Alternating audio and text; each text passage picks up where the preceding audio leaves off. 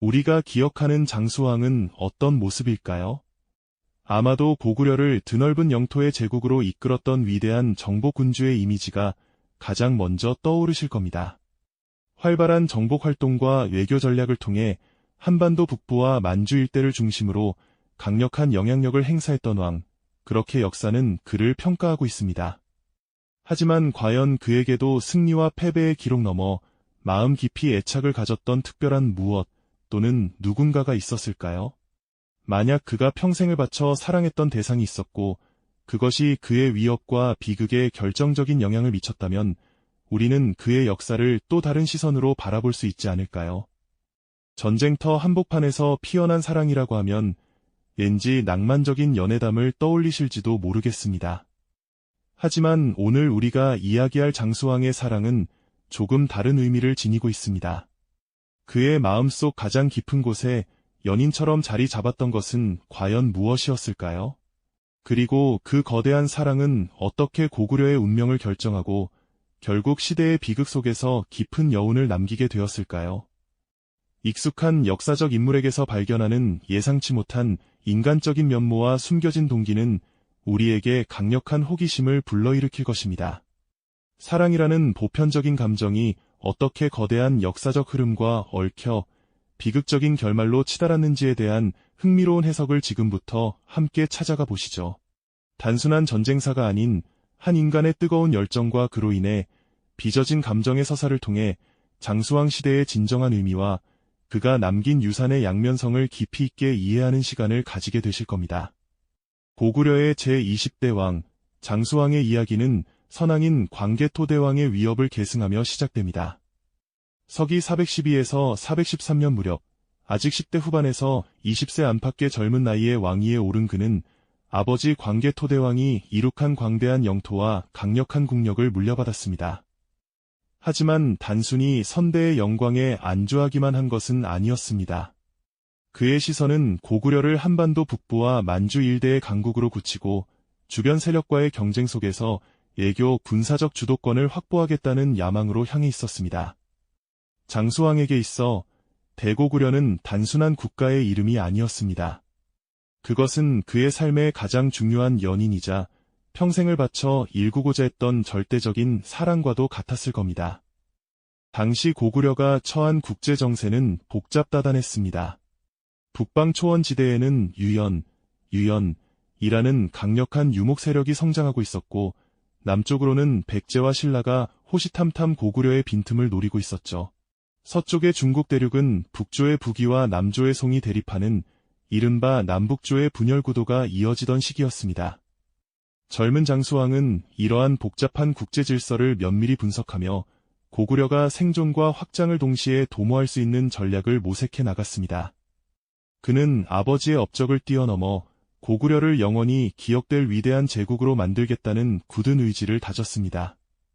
왕위에 오른 장수왕은 우선 내실을 다지는 데 주력했습니다. 선대의 확장된 영토를 안정적으로 통치하기 위해 행정과 군사체제를 정비하고 장기 통치에 필요한 내정 기반을 다져나갔습니다.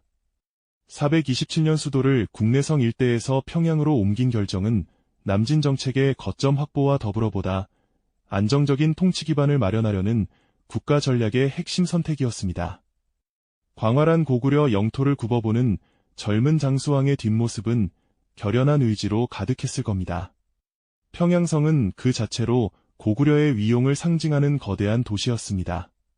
평양성 일대에는 왕궁과 관청, 성곽시설이 정비되었고 도시는 행정, 군사, 교통의 중심지로 기능하며 인구와 물자가 집중되는 거점으로 성장해 경제활동과 대외 교류의 중요성도 함께 커져갔습니다. 장수왕은 또한 강력한 군사력을 유지하는 데도 소홀히 하지 않았습니다. 북방 세력과 맞닿은 접경지대에서는 상시적인 방비와 군사적 대비가 유지되었고 이는 고구려가 장기적으로 국경 안정에 힘을 기울였음을 보여줍니다. 이 모든 노력은 그의 가슴속에 품었던 대고구려라는 원대한 꿈을 현실로 만들기 위한 초석이었습니다. 주변국들 역시 고구려의 이러한 움직임을 예의주시했습니다. 북이 유연을 비롯한 북방 세력, 그리고 백제 신라와의 사신왕래와 외교 교섭은 고구려가 당시 동아시아 국제관계의 중요한 축 가운데 하나였음을 보여주는 대목입니다. 장수왕은 이러한 외교적 관계 속에서 고구려의 이익을 극대화하고 자신의 거대한 야망을 실현하기 위한 발판을 착실히 다져나갔습니다. 그의 열정은 이제 막 거대한 역사의 물줄기를 돌리기 시작한 참이었습니다. 장수왕의 심장 속에는 오직 대고구려라는 거대한 야망만이 뜨겁게 타오르고 있었죠. 그 야망을 그는 마치 평생을 함께할 연인처럼 애지중지 품었습니다. 이제 그는 그 연인을 위해 모든 것을 걸고 거침없이 남쪽을 향해 나아가기 시작합니다. 장수왕 시기 고구려의 남진은 군사행동과 외교 전략이 결합된 방식으로 추진되었고, 특히 한강 유역을 둘러싼 경쟁은 이후 한반도 정세를 좌우할 핵심 전장으로 부상하게 됩니다. 이러한 남진의 흐름은 단순한 군사이동을 넘어 고구려의 전략과 의지를 집약한 국가적 움직임으로 전개되었습니다.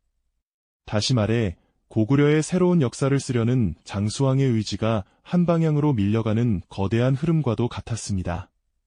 이 남진 정책의 중심에는 백제와 신라라는 숙명의 상대들이 있었습니다. 장수왕은 이들과의 관계를 단순한 적대 관계로만 보지 않았습니다. 때로는 맹렬한 공격으로, 때로는 교묘한 외교술로 마치 밀고 당기는 연인처럼 고구려의 이익을 극대화하려 했죠. 특히 백제는 그의 대고구려라는 연인을 완성하기 위해 반드시 넘어야 할 산이었습니다. 백제 계로왕에게 보낸 장수왕의 서신은 단순한 도발이 아니었습니다. 삼국사기에는 장수왕이 백제 계로왕을 노쇠하고 무능하다고 조롱하는 서신을 보냈다는 기록이 전하는데, 상대를 흔들고 무너뜨리려는 장수왕의 치밀한 전략이 숨어 있었습니다. 이 기록이 사실이라면 장수왕의 의도는 상대의 판단을 흔들고 심리적 우위를 점하려는 외교적 압박에 가까웠다고 볼 수 있습니다. 서신의 진위나 세부 표현을 떠나 당시 고구려 백제 관계가 극도로 긴장돼 있었음을 보여주는 대목입니다. 장수왕은 북방의 유연, 그리고 강대국 북위와의 관계에도 섬세한 외교력을 발휘했습니다. 이들 북방 민족과의 관계는 고구려의 후방을 안정시키고 남진 정책에 집중할 수 있는 중요한 발판이 되어 주었죠. 마치 여러 관계 사이에서 균형을 잡듯 장수왕은 때로는 협력하고 때로는 견제하며 고구려의 주도권과 안전을 확보하기 위한 다층적인 외교 전략을 펼쳐나갔습니다.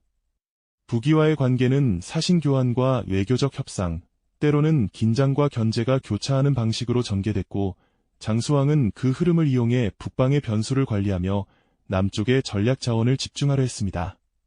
고구려는 이처럼 치밀한 외교를 통해 북방의 위협을 최소화하고 모든 역량을 남쪽으로 돌릴 수 있었던 거죠. 그리고 마침내 장수왕의 오랜 열정이 폭발하는 순간이 찾아옵니다. 바로 백제의 수도 한성을 함락시킨 대사건입니다. 475년 고구려군은 파죽지세로 한성을 향해 진격했고, 백제는 필사적으로 저항했지만 역부족이었죠. 삼국사기 등에는 고구려가 한성을 함락하고 계로왕이 붙잡혀 살해되었다고 전해지는데, 이 기록만으로도 당시 백제가 입었던 충격과 정치적 붕괴의 규모를 짐작하게 합니다. 한성 함락은 단순한 승리가 아니었습니다. 그것은 장수왕이 평생 품어온 대고구려라는 이상에 바치는 가장 극적인 성취였고, 고구려가 한반도 중부, 한강 유역까지 영향력을 넓히며 동아시아 국제관계 속에서 존재감을 한층 끌어올린 전환점이었습니다. 이 승리의 희열은 고구려 전역을 뒤덮었습니다. 백제의 수도를 함락하고 계로왕이 전사했다는 소식은 고구려 내부에서는 큰 전과로 받아들여졌을 가능성이 크지만, 동시에 장기전에 따른 부담과 주변국의 반발도 함께 키우는 계기가 되었을 것입니다. 하지만 동시에 이 거대한 승리의 이면에는 깊은 그림자도 드리워지기 시작했습니다. 백제는 수도를 웅진으로 옮기고 신라와 더욱 강력한 동맹을 맺으며 고구려에 대한 복수의 칼날을 갈기 시작했죠. 장수왕의 열정이 낳은 거대한 성취는 또 다른 숙명적인 대결의 서막을 알리는 불길한 신호이기도 했습니다. 그의 손에 잡힌 연인은 이제 피할 수 없는 비극의 씨앗을 품고 있었던 겁니다. 과연 이 찬란한 승리가 고구려에게 영원한 영광만을 가져다 주었을까요? 그 질문은 다음 시간에 더 깊이 탐색해 봐야 할 것 같습니다. 지난 시간 장수왕이 일생을 바쳐 품었던 대고구려라는 이상이 마침내 백제 한성을 함락하며 절정에 달했음을 이야기 나눴습니다. 그 승리의 희열은 고구려 전역을 뒤덮었지만 동시에 그 거대한 영광의 이면에는 불길한 그림자가 드리워지기 시작했음을 말씀드렸죠. 백제는 웅진으로 수도를 옮기고 신라와 더욱 강력한 동맹을 맺으며 고구려를 향한 복수의 칼날을 갈기 시작했습니다. 장수왕의 뜨거운 열정이 낳은 거대한 성취가 이제 또 다른 숙명적인 대결의 서막을 알리는 신호탄이 되고 말았던 겁니다. 과연 이 찬란한 승리가 고구려에게 영원한 영광만을 가져다 주었을까요? 오늘은 그 질문에 대한 답을 조금 더 깊이 탐색해보는 시간을 가져볼까 합니다. 고구려 역사의 가장 빛나는 순간, 장수왕의 통치가 절정에 달했던 시기는 분명 영광 그 자체였습니다. 드넓은 대륙에 고구려의 기상이 드높아졌고 그 영토는 한반도를 넘어 광활한 만주벌판까지 뻗어나갔죠. 고구려는 한반도 북부와 만주 일대에서 가장 강력한 세력 가운데 하나로 자리 잡았고 주변국들이 그 군사력과 예교적 존재감을 의식할 수밖에 없을 만큼 두드러진 영향력을 보였습니다. 장수왕은 광개토대왕의 성과를 바탕으로 통치체제를 정비하고 영향권을 확장하며 고구려를 역사적으로 최전성기에 올려놓았다고 평가됩니다. 마치 평생을 함께할 연인과의 사랑이 절정에 달한 것처럼 그의 대고구려는 가장 아름답고 눈부신 모습을 자랑했던 겁니다. 하지만 모든 절정에는 그림자가 들이우는 법이죠. 이 거대한 영광의 이면에는 맹목적인 확장 정책이 낳은 깊은 피로감이 고구려 내부를 갉아먹기 시작했습니다. 지속적인 군사활동과 영토 확장은 국가 재정과 인력 운용에 부담을 남겼을 가능성이 크고 장기적인 동원과 방비 체제는 사회 전반의 피로를 누적시켰을 것입니다. 그래서 전성기의 찬란함 뒤편에는 시간이 쌓일수록 커지는 체력의 비용이 함께 따라붙을 수밖에 없었습니다. 동시에 주변국들의 강렬한 반발은 피할 수 없는 현실이었습니다. 특히 백제와 신라는 장수왕의 남진 정책에 대항하기 위해 더욱 굳건히 손을 맞잡았습니다. 기록에 따르면 한성이 함락되었을 때 신라는 원군을 보내려 했지만 도착이 늦었고 이후 백제는 웅진으로 천도한 뒤 신라와의 협력을 더욱 강화하며 고구려의 남진에 공동 대응하는 흐름으로 나아가게 됩니다. 과거의 적이었던 두 나라가 한마음으로 고구려에 맞서는 모습은 장수왕의 승리가 결코 완전한 평화를 가져오지 못했음을 상징하는 듯합니다. 한때 든든한 우방이었던 북이와의 관계마저 미묘한 변화의 기류를 타기 시작했습니다. 고구려가 너무나 강력해지자 북이는 점차 고구려를 견제하려는 움직임을 보였죠. 장수왕 후반기에는 북이와의 관계가 이전보다 긴장 양상을 보였다는 기록도 남아있습니다. 장수왕이 그토록 애착했던 전략적 관계가 변질되고 있음을 시사하는 불길한 신호였습니다. 마치 오랜 연인과의 관계에 금이 가기 시작한 것처럼 고구려의 국제적 입지도 점차 시험대에 오르게 된 거죠. 광개토대 왕릉비 앞에 선 장수왕의 모습은 어땠을까요? 그는 선대의 위협을 뛰어넘으려는 의지와 함께 이 모든 영광의 대가로 치러야 할 고뇌에 잠겨 있었을 겁니다. 그의 손에 잡힌 연인은 이제 피할 수 없는 비극의 씨앗을 품고 있었던 겁니다. 이처럼 고구려의 최대 번영기, 그 사랑의 절정 속에서 비극의 싹은 이미 조용히 그리고 깊숙이 움트고 있었던 건 아닐까요? 영원할 것만 같았던 그 영광의 이면에 드리워진 어두운 그림자는 과연 어떤 비극을 예고하고 있었을까요? 그렇습니다. 고구려의 전성기는 분명 장수왕대의 절정을 이루었지만 이후의 역사 전개 속에서 그 구조적 한계도 점차 드러나게 됩니다. 장수왕의 거대한 꿈, 대고구려를 향한 그의 뜨거운 열정은 분명 위대한 시대를 열었지만 모든 영광에는 피할 수 없는 그림자가 드리워지기 마련이듯이 말이죠. 그의 치세 말년, 혹은 그가 세상을 떠난 후 드러나기 시작한 대고구려 정책의 한계와 그로 인한 장기적인 영향들은 역사의 뒤편에서 조용히, 그러나 묵직하게 고구려의 미래를 짓누르고 있었을 겁니다. 세월의 흔적이 역력한 장수왕의 얼굴에는 지도 위에 펼쳐진 광대한 영토만큼이나 깊은 고뇌가 새겨져 있었을 겁니다. 노쇠한 그는 아마도 자신이 평생을 바쳐 이룩한 제국이 영원할 수 없다는 냉혹한 현실을 직감했을지도 모르죠. 그가 평생을 바쳐 사랑했던 대고구려라는 연인 또한 영원히 그의 곁에 머물 수는 없었던 것이죠. 마치 뜨겁게 타오르던 불꽃이 결국 재가 되어 쓰러지듯 그의 거대한 야망 또한 시간의 흐름 속에서 그 한계를 드러내기 시작한 겁니다. 영토 확장이라는 거대한 목표 아래 잠시 드러나지 않았던 내부의 긴장도 장기 통치의 그늘 속에서 서서히 누적될 수밖에 없었습니다. 그리고 장수왕 사후로 이어지는 시기에는 귀족 세력 간 권력 구조가 점차 복잡해지며 정치적 긴장이 커지는 양상도 나타납니다. 한편 남쪽에서는 백제와 신라가 협력을 강화해 고구려를 견제했으니 대외적 긴장 역시 장수왕 말년부터 이후까지 끊이지 않는 압박으로 이어졌다고 볼 수 있습니다. 대외적 긴장이 이어지는 상황에서 국방과 외교에 투입되는 비용도 누적될 수밖에 없었고 전성기의 성취가 장기적으로는 국가 운영의 부담과 새로운 갈등 요인으로 돌아올 여지도 함께 커져갔습니다. 그 모든 영광의 절정에서 장수왕은 어쩌면 깨달았을 겁니다. 그토록 뜨겁게 품었던 대고구려라는 야망이 결국 영원히 소유할 수 없는 신기루와 같았다는 것을요.